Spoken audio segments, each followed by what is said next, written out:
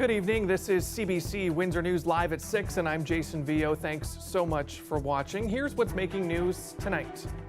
25 years ago today, a fatal 87-vehicle crash on Highway 401 just outside of Windsor. It happened after thick fog blanketed the area. We speak with someone who was there coming up. And hazardous goods may soon be able to cross the Ambassador Bridge. The decision on the U.S. side of the border is drawing concerns here in Canada. Plus, now that school has started again, homework is on the horizon, and for some young people, they're also working on running their own business. It's called the Summer Company Program, and we'll meet a few of them later in the show. Well, today marks the 25th anniversary of a fatal, fiery multi-vehicle pileup on Highway 401 just outside of Windsor.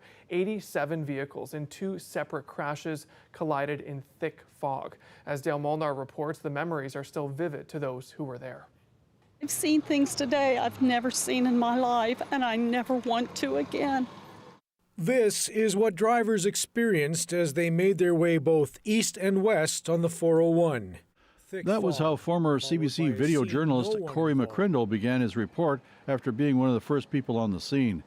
It occurred after a tractor-trailer slowed down in the fog. It caused a chain reaction of collisions in the westbound lanes. Another collision with a transport truck occurred in the eastbound lanes and took the life of a LaSalle motorist. Rescuers heard the screams of people trapped in their vehicles. Just yelling and screaming, it's the saddest thing. I'm only 14. I don't know. The mother was frantic.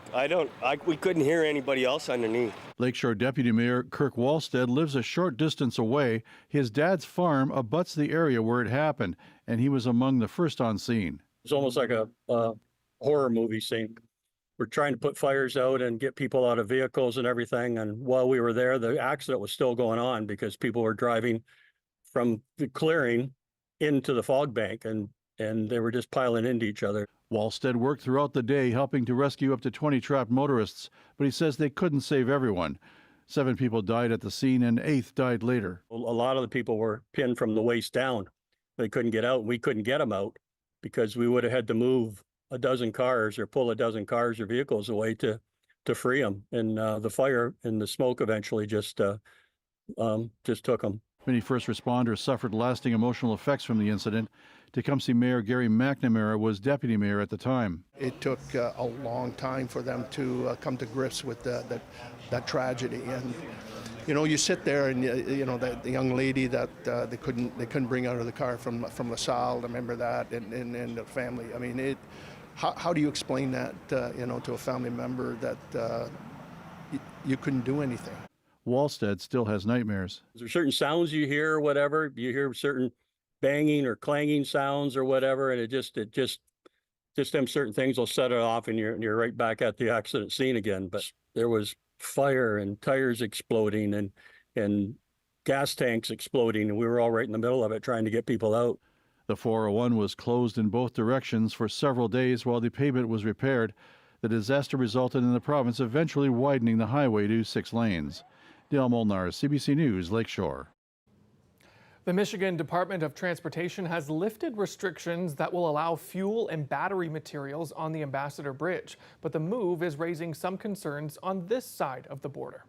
It's a poor decision, not only just with regards to the environment and the susceptibility that we have, but it's also a poor decision when it comes to the economy, because it will be additional trucks with hazardous material that will be now operating with other vehicles in a very much confined, constrained area over one of the largest bodies of fresh water that we have. And it's totally unnecessary because we could have actually continued the ferry system that we had before for another year, and then the Gordie Howe will open up with the proper facilities in the next year.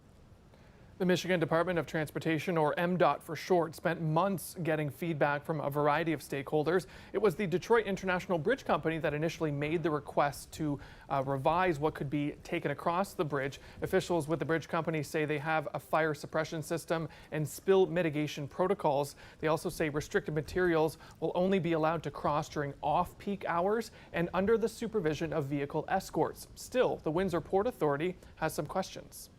The main concern that I have with anything, whether it's the Ambassador Bridge, the new bridge, Blue Water Bridge, is if there's a collision on the surface of it and there's now a dust or there's fluid that's now leaking out and pouring over the side into the river and into the lakes. It's always a concern. If there's not a catchment system in place, I knew the Gordie Howe has put catchments in place for such an event. And we have to look at the other bridges. If that occurs and it flushes off or the quantities are there, what do we have in place to prevent negative action occurring in the river?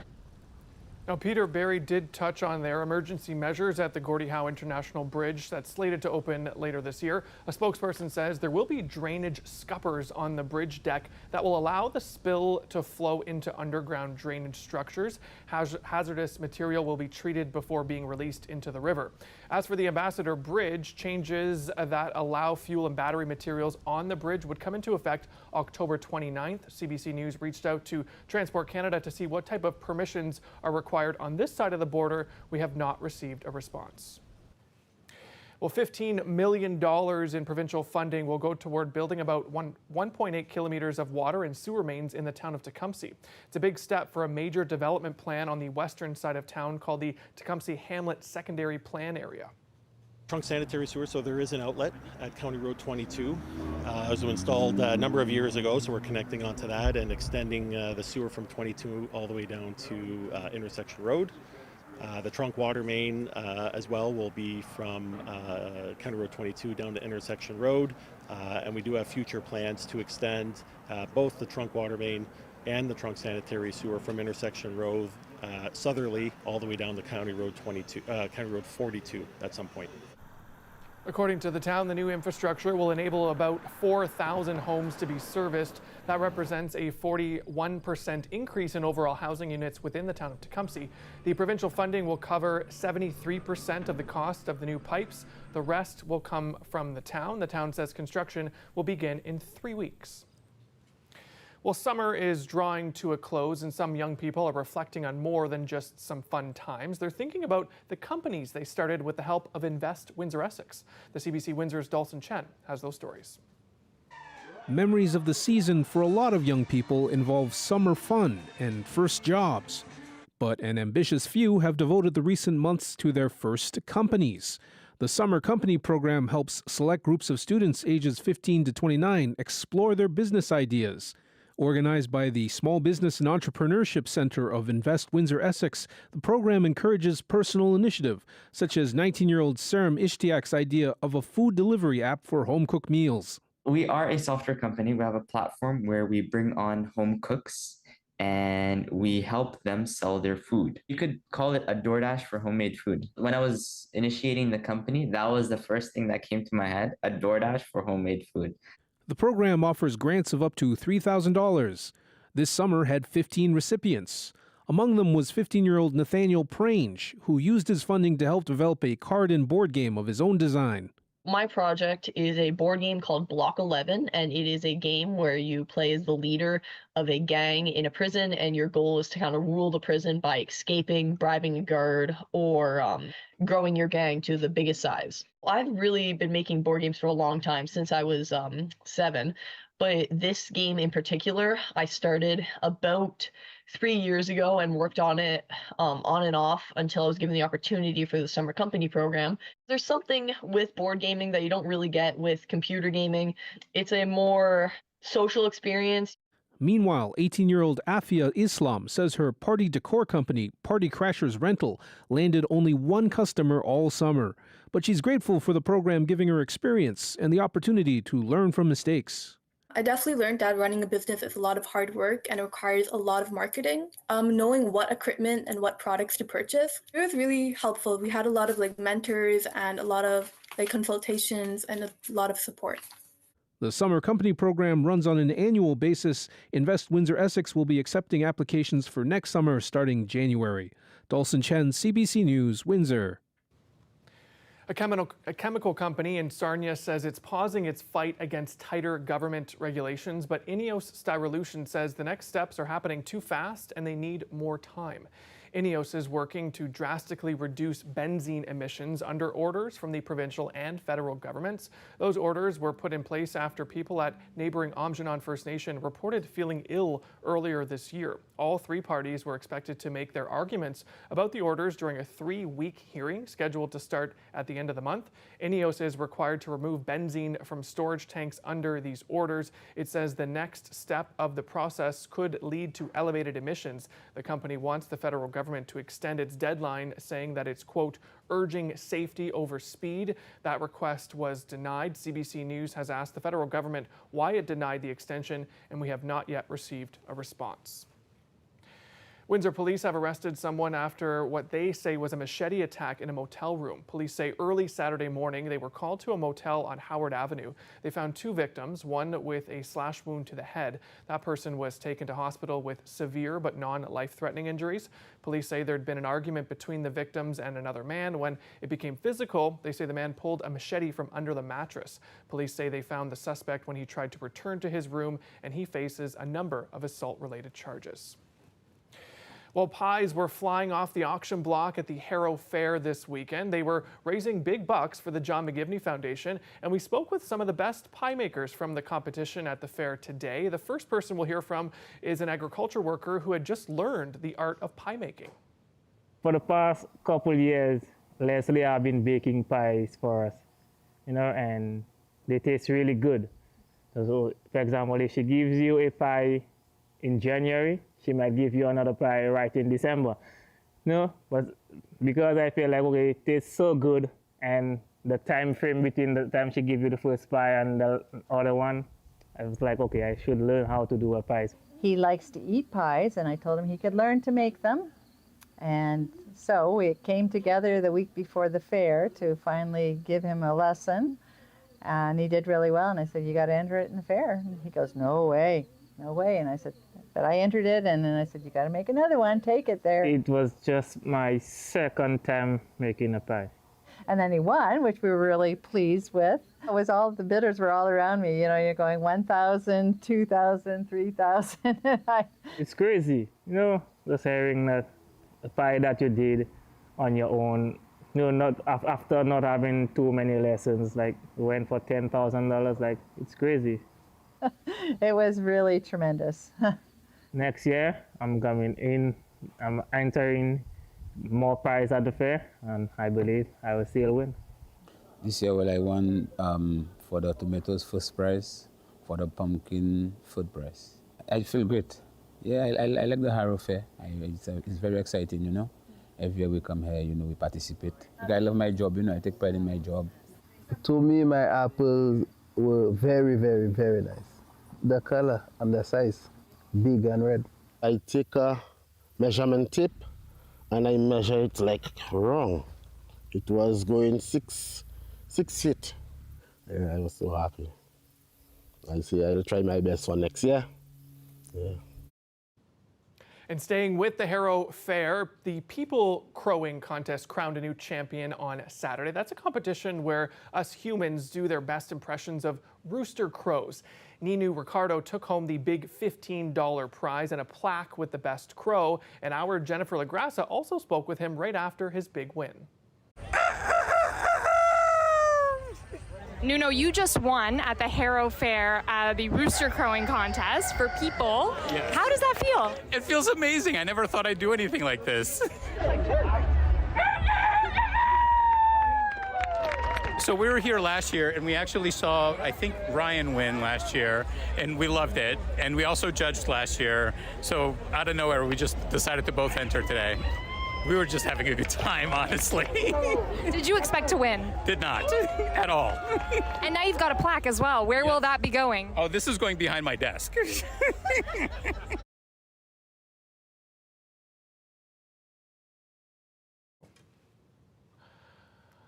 Apologies for that. We do have another interesting story tonight about a bear cub getting a ride in a van to Windsor over the weekend. Chatham-Kent Pet and Wildlife Rescue Center says they offered assistance to police in Windsor when they got a call on Saturday evening about the bear. 2 men picked the bear up north of here, and the ride lasted about 10 hours. The center estimates the bear to be about 4 months old and the size of a large Labrador. They found the bear to be stressed and shell-shocked. A team from the center coaxed the bear from the van into a crate and put them up overnight. Why travelers decided to pick up the bear wasn't clear to the center, but its executive director says picking up a bear is not a good idea. It can cause unneeded stress for the animal, and it could carry diseases or parasites. It also says there are bear rescues up north that could have handled the situation.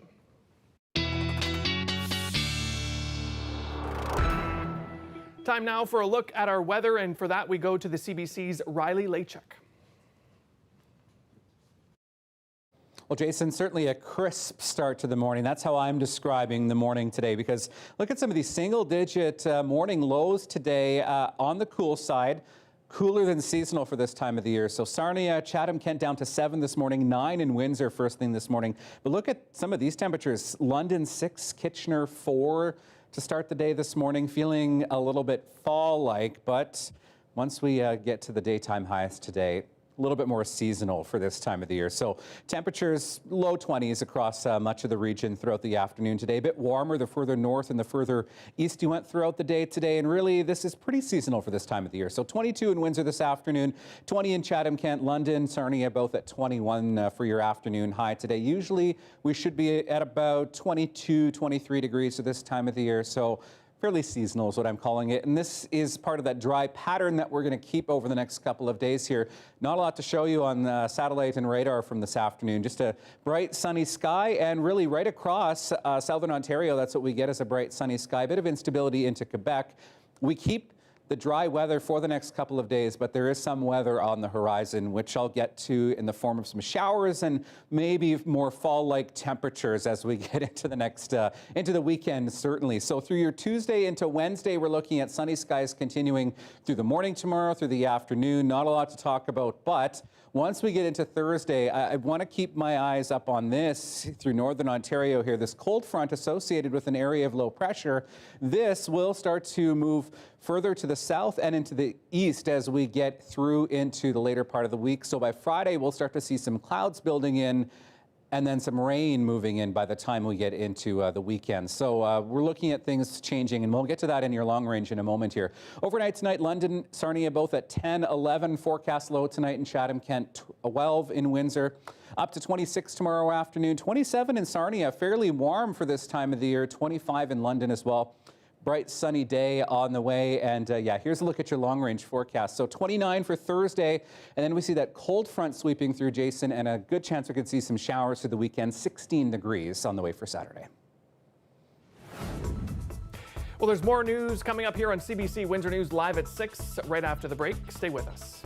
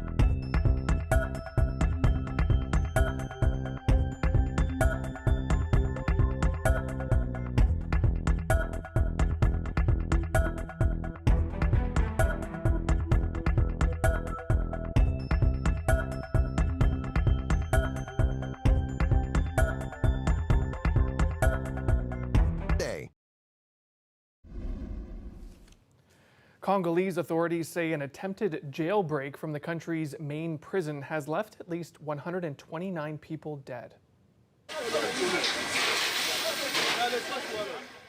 Officials say the dead include people who were shot by prison guards during the escape. Others died in a stampede at the overcrowded facility. It isn't known if all 129 fatalities were inmates, and it's not clear yet how the stampede started. Well, Ontario's largest industrial carbon emitter appears to be falling behind on its promise to produce so-called green steel. A CBC News investigation shows the nearly $2 billion decarbonization project in Hamilton has missed key milestones. Samantha Beattie has that story. ArcelorMittal Dofasco's $1.8 billion decarbonization project was announced in 2022 with much fanfare. Top executives promised Prime Minister Justin Trudeau they were about to start building state-of-the-art green steel technology. Powered by electricity and natural gas, it would eventually replace coal blast furnaces. The project would see carbon emissions cut by 60% by 2028, a sizable contribution to Ontario's overall reduction targets. Trudeau and Ontario Premier Doug Ford pledged $900 million in funding, about half the project's costs. Right now, the first major steel company in the world making the switch towards electric, away from coal, it's happening right here in Hamilton. It's been almost 2 years and the project is not moving ahead as ArcelorMittal promised. This coke plant was supposed to be demolished last year to make way for a direct reduced iron plant that would include a 150-meter tall tower. But this drone footage shot by CBC News last month shows none of that is happening. This is in stark contrast to a similar decarbonization project that Algoma Steel in Sault Ste. Marie is about to complete. Today, there's probably close to 500 contractors working 24/7 around the clock to finish up construction. There's never been a period since we announced it publicly in the fall of 2021 where the project, went on delay or there was uncertainty that caused us to slow things down or to pause. ArcelorMittal says its Hamilton decarbonization project is still a go. Dofasco's plans for decarbonization are progressing, and there are no changes to our greenhouse gas reduction targets, timelines, or capital expenditure. The federal government didn't answer our questions in time for this story, but the province says it still expects the steelmaker to deliver on its promises by the end of the decade. Samantha Beattie, CBC News, Hamilton. Well, still to come here on CBC Windsor News, there's a small town in Alberta that just served its first alcoholic drink after more than a century of prohibition. That story is next.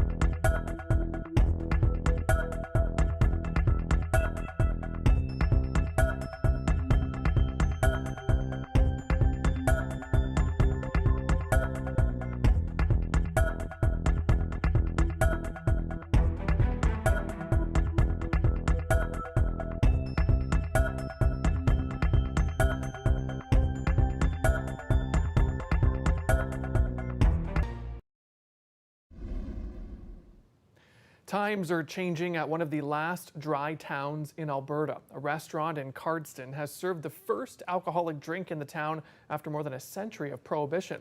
Town council voted last year to allow businesses to apply for liquor licenses. Some are welcoming the change while others aren't so sure. The CBC's Taylor Brott has that story. We had quite a good reaction on the first day. We had quite a few people come in. It was one of our busiest days we've had yet. The first legal drink since the early 1900s was served at a Cardston restaurant last week. It's a new era for the small town. Richard Bilyeu is the owner of High Five Restaurant, the first to get its liquor license.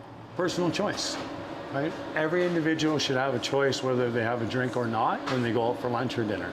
It's a small start, but there's a mixed reaction for residents. There's a lot of activities going on with alcohol in our community, and we're trying to control it, and we don't need that here in town. Introducing new things is always going to be hard, but I do think it's a positive change in the long run, just because, like me, I do drink, and like sometimes it's hard to come into a space where like you can't drink. But the town does need revenue, it does need a liquor store, but we also have to maintain it so that it doesn't become abusive.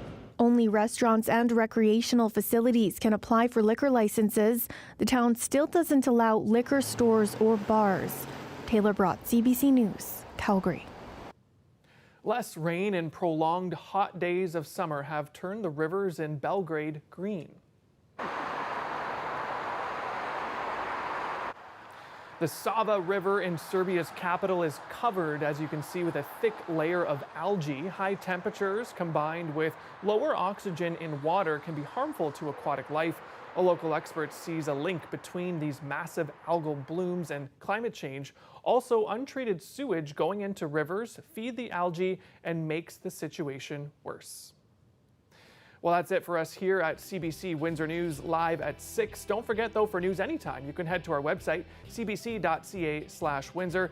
Thanks so much for tuning in. We'll see you back here tomorrow night.